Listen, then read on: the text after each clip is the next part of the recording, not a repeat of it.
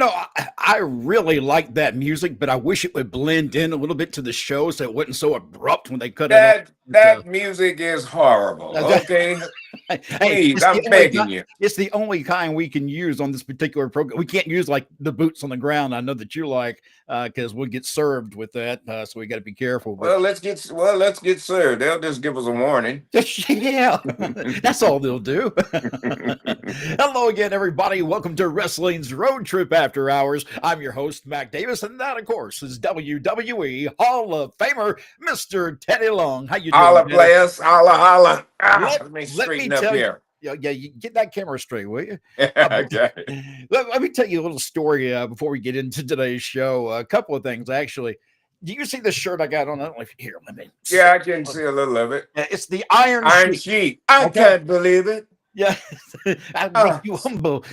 Super baby. I wore that today. I had to go in for pre-op surgery. Remind me to tell you about this. But anyway, I'm going in for pre-op, and somebody actually says, "Are you an Iran supporter?" And they were dead serious. Wow. And I said, "Excuse me?" They said, "Are you? Do you think Iran is in the right, or do you think they're in the wrong?" I mean, they started giving me crap, and I said, "Hey, look! I didn't even think about that." I said, "This is a wrestler. Yeah, I know who he is. I watched him. He was an evil Iranian, and he thought it was real." Teddy, he was not happy with the T-shirt. I told him, I said, "I'm sorry. I didn't mean to offend anybody." Well, whether you know it or not, the Iron Sheik was real. Yes, he was a legit. He was the was bodyguard the for real the deal. Shah. Right. Yeah, he was a bodyguard long before he got into wrestling and from Iran for the Shah of Iran. So yeah, he had a legit background. But the Iron Sheik, one of those characters, Teddy, I really miss that kind of character in wrestling today. Yeah, me too, man. We don't have those. No, he was, and then he was the real deal. That's what I liked about him. He didn't put on or wasn't nothing fake about it, man. He tell you how he felt. If he liked you, he let you know. If he didn't like you, he let you know. So the Sheik was just a great guy to even be around because he was so funny, man, and he was good morale for the boys, man. He was great. God rest his soul. As some of the outtakes I've seen him do with Mean Gene Okerlund and in the Sheik with bloopers and outtakes from those things, hilarious stuff. And the last time I saw Sheik, I was at one of the fan fests, and he had his granddaughter with him, and she was following him around everywhere he went. And he had the little scooter, where you sit down there and he just kind of scoot around. I'm going down a hallway and there's people trying to get out of the way, and I'm not sure what's going on, but here all of a sudden I look straight up, and coming directly in my direction, coming right at me in his scooter, full wide open, is the Iron Sheik. Move up, brother. And I just jumped out the way, but I thought, man, that's just nothing but the Sheik. And I kept thinking, maybe I should have let him run me over. That would have been a hell of a story, right? Oh, it'd been that's classic Sheik. One more thing. When I went in for pre-op today, Teddy, you might have had this something maybe you got experience with, but they hand me this bottle of wash. Now, I'm not sure what the hell the wash is for. At first, I thought it was like some kind of medicine I had to take. Is it pink? Yes.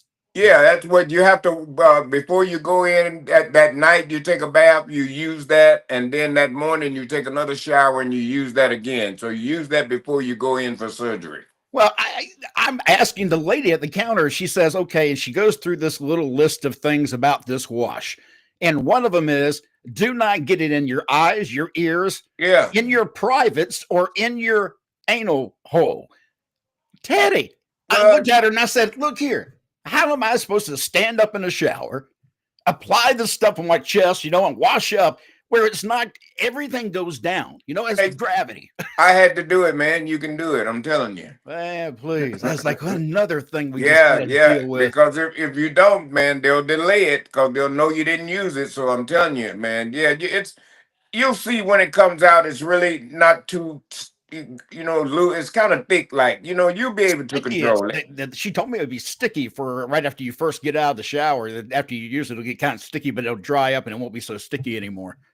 Well, I don't know. I never experienced that. Yeah, man. I just shower with it. I used it and everything, and that was it. Yeah, and then she says, "Don't use deodorant." I'm like, okay, that's your worry, not mine. Now, all right, let's talk Well, about some had of the rest. nobody never tell me don't use deodorant. Oh yeah, she said no deodorant, no lotions, anything Oh, like. gee. Well, you had a real one there. Yeah, she's back in the day. Let's Yeah. see. Yeah. Vince McMahon, Teddy, he's back in the news. At first, it's been reported that Vince made an offer to purchase a controlling interest in bare knuckle fighting championship. But according to David Feldman, who's with that group, he says the whole team and Vince was great, but the timing just wasn't right for us. There are reportedly as well, Teddy, several executives in both combat sports and pro wrestling, as well as TKO, that believe Vince McMahon will be involved in the sports and entertainment world again. In fact, many are saying that McMahon already has plans set in motion to make his way back. Your thoughts? Well, I certainly hope so, man. I certainly hope so.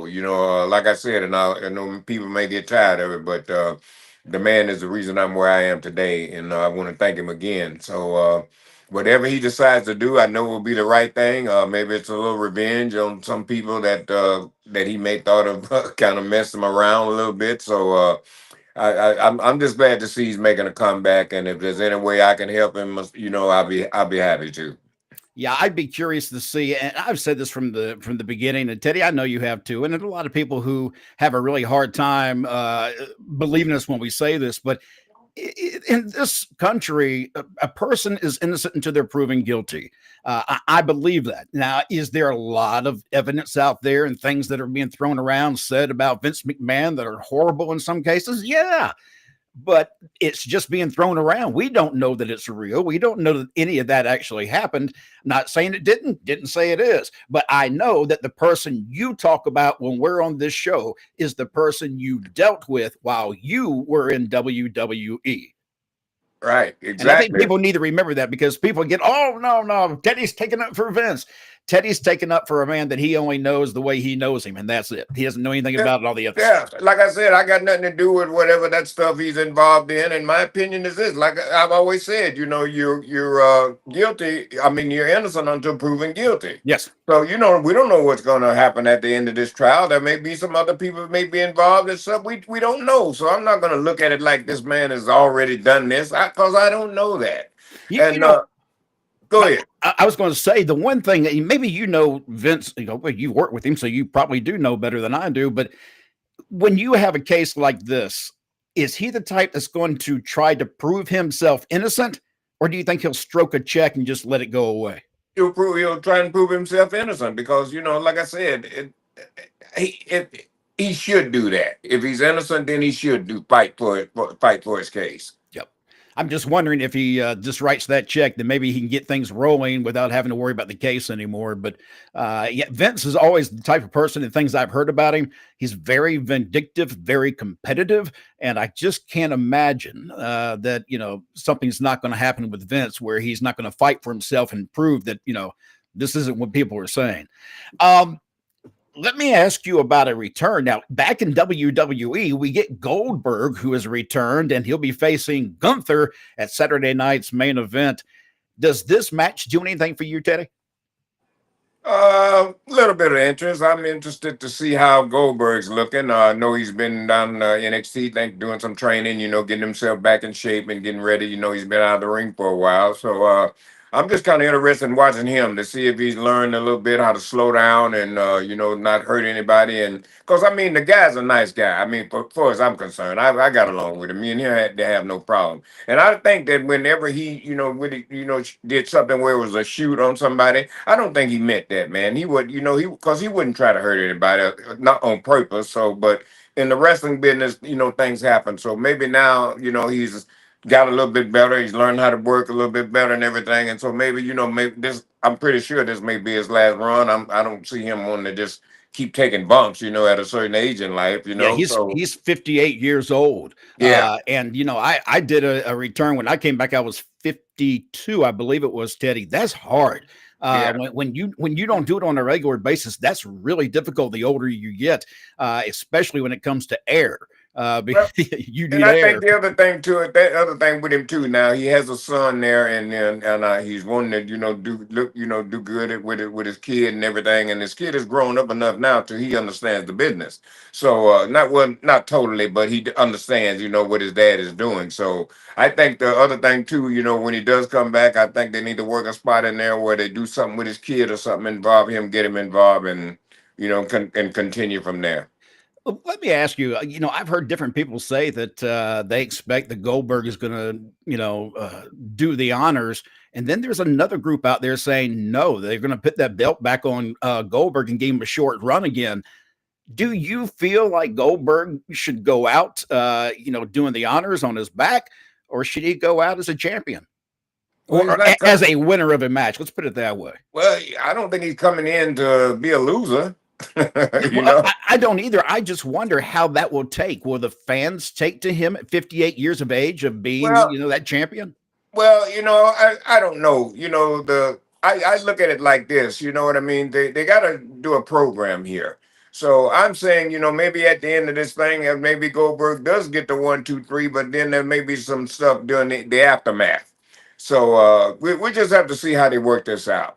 You know what I mean? There may not be a 1, 2, 3. There may be something where they send some guys down, ding, ding, ding, ding, ding, DQ. You know what I Yeah. mean? Goldberg gets to win that way by not having to pin the guy. I guess we'll find out soon enough because that show's coming up in Atlanta. That'll be an Atlanta program. So it'll be right up the road from Teddy, down the road from Teddy, and up the road from me. Steve Morris popping in. By the way, if you want to be a part of the show, all you got to do is just drop us a question. You don't need a super chat, super sticker, none of that. You can talk to us free. Just simply leave your question down below and we'll throw it up on the screen. Steve, we sure need something new. I just watched a damn 10-man and a 14-man tag team match. I was looking for Teddy to come out with Undertaker. Teddy, there does seem at times like we get these huge groups of people in these multi-tag team, matches. Is that because of time? They just can't find the time to get these tag teams in various parts of the show, so they cram them all together in one? Well, I don't think it really works like that. I think when they write that show, they're probably gonna do something maybe with a 10-man tag. And you try and do something different. Tag matches are just 4 guys. You've seen that on and on and on. So when you get 6, 8 man tag team matches, something a little bit different. So it just gives people something different to watch. Let's see, Jim Hoffer. Hey, Jim, good to see you in here, my friend. He's in St. Louis. You know who Jim is, Teddy. You saw him, you would know who he is. The one time I'm hoping there's a run in, maybe Jey Uso, and that I guess he's talking about the match between. Boy, man, my mind just went blank. Goldberg and Gunther. Jesus. Hey, man, it's been a long day. Hey, you know what? You know what would be good, and I know they won't do this, but but what would be good is doing this Goldberg Gunther. The guy that I would have run in would be Bret Hart. Right. Yeah, and you were touching on that a minute ago that you don't think Goldberg ever meant to hurt anybody on purpose. And Bret Hart is the guy that has always been so vocal about Goldberg, saying that he ruined his career and he held a grudge against him. But there's the money. Yeah. And that's why I'm saying I can see the connection and why you're making that connection now.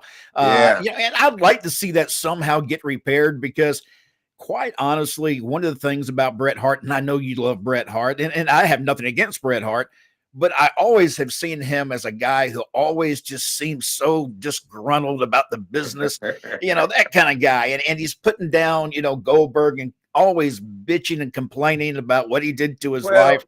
I just don't think it was meant on purpose, just like you. Right. Well, Bret's just old school, man. You know what I mean? So, Bret is setting his ways, and that's how it's going to be. And not only Bret, a lot of guys that's been around the business as long as him and I, we're old school, man. Some things we just set in our way. That's it. But, you guys got to learn now. Things have changed. It's the 20th century, man. So you just got to change with, get in tune. Were you in WCW when Goldberg first started, or were you already gone? Yeah, no, I was there. What was the reaction of the guys in the back about his push and getting, all of a sudden all these wins one after the other? There had to be some guys in the back that didn't appreciate that. I hadn't been there long enough to get in a position to hear none of that. Yep. Back then, I had to watch my own back. Yep. So, David. I would never let in on those kind of conversations. I was all kind of kayfabe then, but Yeah. as time grew on, you know what I mean. Then that's when I graduated. Yeah, I just can't help but think that the guys in the back who came into the business the old way, seeing this guy just show up and all of a sudden beating and pinning everybody in a matter of moments, that had to be rough in the back with some of those guys. Well, that's what it was with Luger. At the No. time when Luger came in, he had a contract. He was the only guy had one, and Yep. so when the guys found out about that, you can imagine. Oh yeah. Oh God. Yeah. Let's see. We got David stopping by and saying hello. We also have, I think, Renee. She's stopping in saying, "Hey, Mac and Teddy, good to see you, Hello, how are Renee." you, Renee? We also see David is maybe Seth Rollins will cash in if Goldberg wins. And now, Teddy, I want to say maybe when we did Sports Kita show the other day with Bill Apter, he may have mentioned that could be a possibility where Goldberg beats Gunther, but just as he celebrates his win, Seth Rollins cashes in on Goldberg and walks away at the end of the night as the champion. That actually I would be okay with. How about you? I would too. That's not bad at all. Not bad at all, and it doesn't hurt Goldberg. No, he still gets that last championship The win last and goes out. hurrah. Yeah, and he Yeah. gets screwed right at the very end, which Yeah. nobody will ever really remember that except for Seth Rollins fans. Yeah, but it won't hurt him. You know what I No. mean? Like I tell you all the time, it's not how you win matches, it's how you lose them. Yep. Joe Abel popping into the room here. Joe, it's been a while. I hope everything's good with you. He says, hello, my friends. Missed you at River City Wrestling Con. Maybe next year. Yeah, I saw where the River City Wrestling Con announced that they will be coming back again next year, about the same weekend as it was this year. So more information coming on that as we get closer to it. But it just got over, so it's going to be a while. Let's see. Renee Adams saying she is wonderful. And Jim talking about that idea with Seth Rollins saying he'd be okay with it. I really think that it's really a good idea. That's creative enough that it would keep my interest, to be honest with you.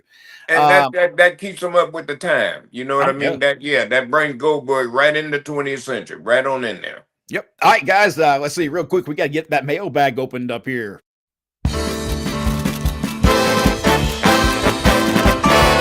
Letters. Oh, we get letters. We get your letters every day. Mailman, mailman, mail today. Reach right in and pull one out. Those letters. I love those letters. Let's find out what you got to say. Oh boy! Mailman, mail today.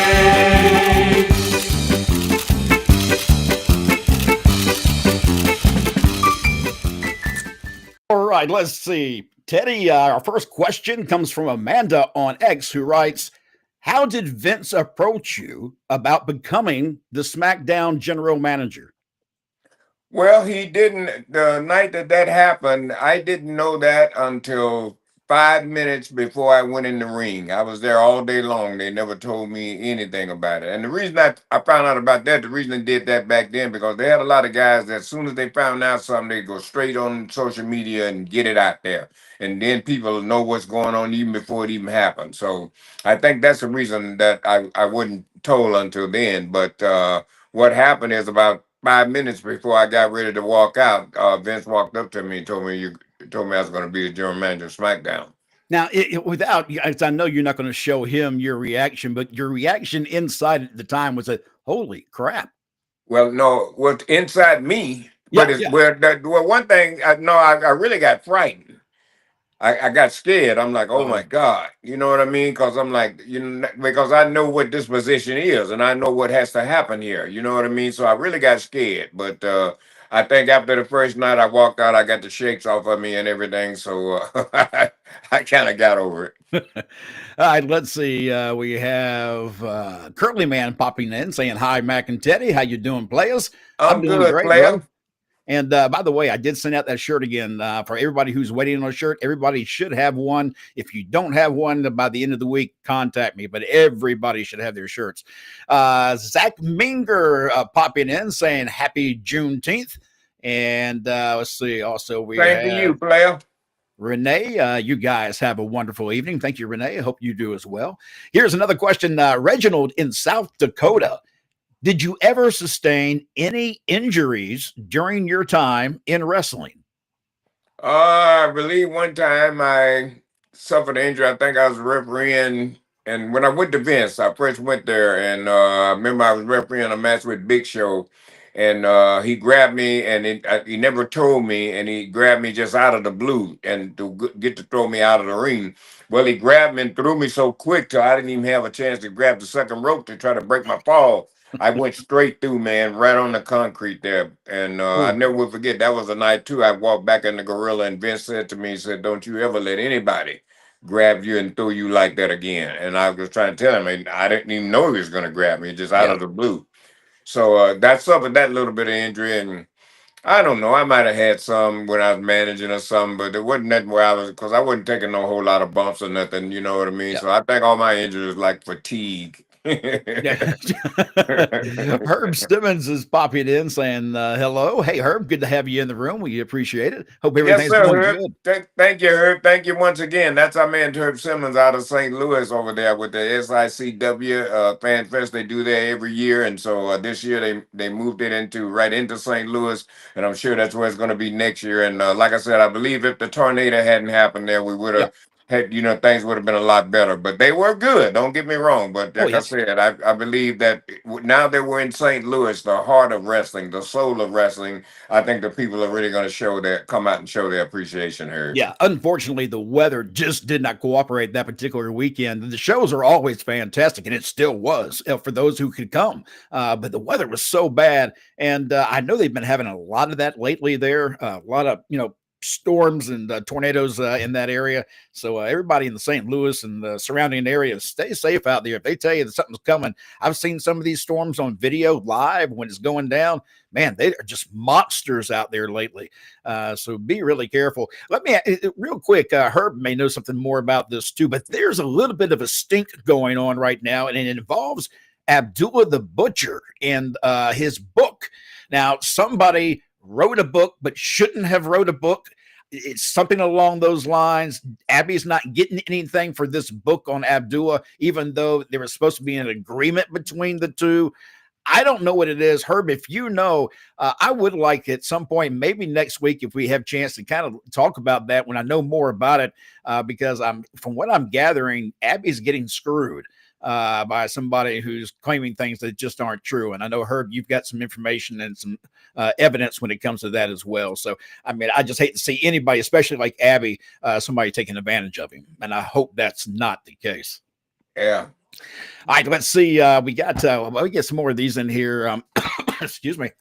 We have 40-ounce C-Dub. Hey, brother. Goldberg got whooped bad in Atlanta, so bad that someone from Georgia comes out to stop Gunther. AJ Styles, Cody Rhodes, Austin Theory, or Roman Reigns does it because of the playing for GT, Georgia Tech, and the Football Brotherhood, even though Goldberg played for the University of Georgia. I think that's a long stretch. Teddy, what do you think? Well, I don't think they're going to go that far. You know what I mean? I think if you're going to do something, then maybe I'd have some of the Georgia players or something, at ringside, front row seats, and then maybe something happens, and maybe a couple of them try to get involved, and we put, they're pushing them back, getting them back. You can tell that's really all you need for that right there. But good to see you, brother. That's Chris. I know who that is. Pretty classy lady popping in saying, hey, and she's also asking here, Teddy, who picked your groomsman when you married Crystal on SmackDown? Who was the groomsman? I don't even remember. I imagine Ron had to be one of them. Okay. Godfather. We picked Ron, Godfather, and then my son was in it. And I think JBL was JBL involved? No, it was just Ron, Godfather. I know my son Antoine was in it. I think I came up with that especially with my son. By it being a wedding. So yeah, I had a little bit to do with it, but I think the writers and stuff they basically did that all. Pete Rosen popping in and saying, of course SICW rocks. They have Lucky P. Larson. unfortunately. He is the manager of the Stars and surely Teddy's favorite current manager. I had a question in here somewhere. I think, yeah, we do. Let me get to that while we're talking about managers here. Thank you, Pete. Irene on X is asking, I heard you guys talking about, this is on a different show, talking about managers on the other show. What are Teddy's thoughts on managers in wrestling, and should wrestling go back to them? Teddy?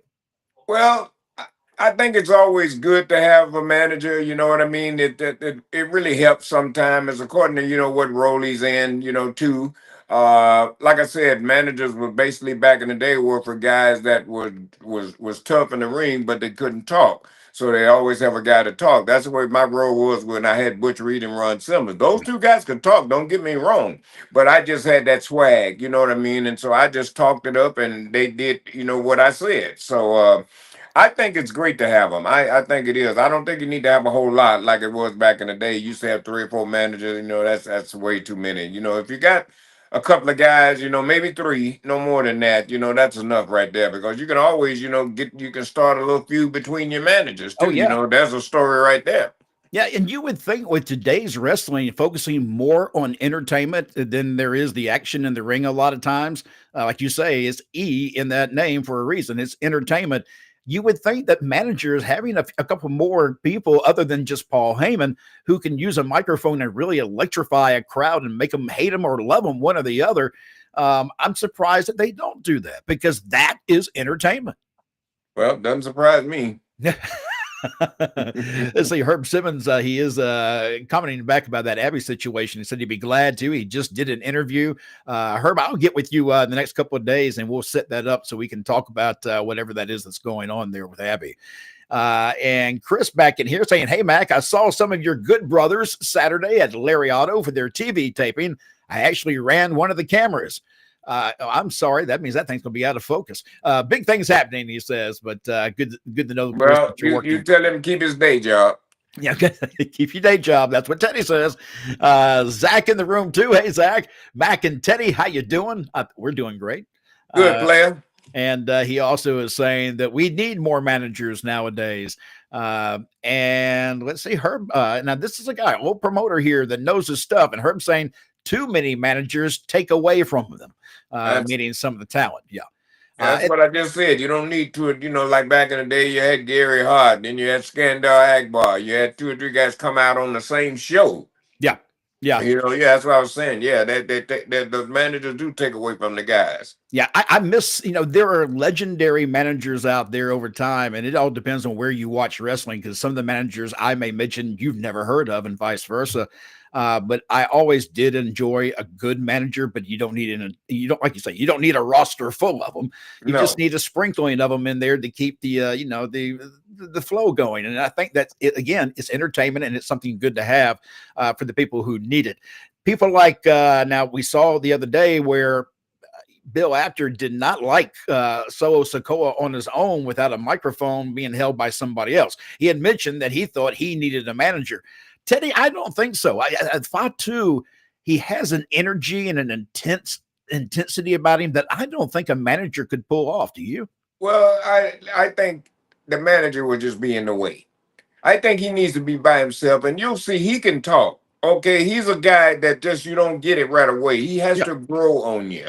And you'll see he'll get as they put him out there and he realizes that, I got to do this on my own. I got to learn these promos and he'll get better. That's what I'm saying. I just don't think he needs somebody. That's him with that rugged look that he's got. He just needs to be there by himself and talk his own game. Yeah, and I still contend for those of you who do not know Jacob Fatu other than what you've seen in WWE, I'm telling you, he doesn't need somebody to hold a microphone for him. You just need to let him be him, and he'll come across. He's actually done some great promos in WWE. If you go back and watch him, if you don't think they have, go in the back. Some of the backstage promos he's done are very good and right on target of who he is. He knows how to do this. Yeah. Let's see. Pete popping back in here. For what it's worth, I have seen Lucky get so much heat as a manager that he feared for his safety. I believe that. I think managers add to the story that the match tries to tell. I agree with Teddy that every match doesn't need one, but there should be one or two. And yeah, Pete, I think we all agree on that. I think we need some. We just don't need too many. And also we have Zach popping in. Solo is perfect just the way he is. And I agree. Teddy, we're out of time. We just actually a little bit over, but man, I've enjoyed this today. And I love when everybody gets in the room and asks questions, because that's one of my favorite parts of the show. And speaking of which, every week, Teddy picks someone as our winner of a Road Trip After Hours t-shirt for the question of the week. Teddy, who we going to give this to? I don't remember the name, but the person that called in and wanted to know how quick did I know I was going to be general manager for SmackDown. Yep, that came from X, I believe. Yeah, that's Amanda on X. So Amanda, congratulations. All right, thank you, Amanda. Out to you. And excuse me, I'm about to lose my voice here. Teddy, talk a little bit, will you? What is going on?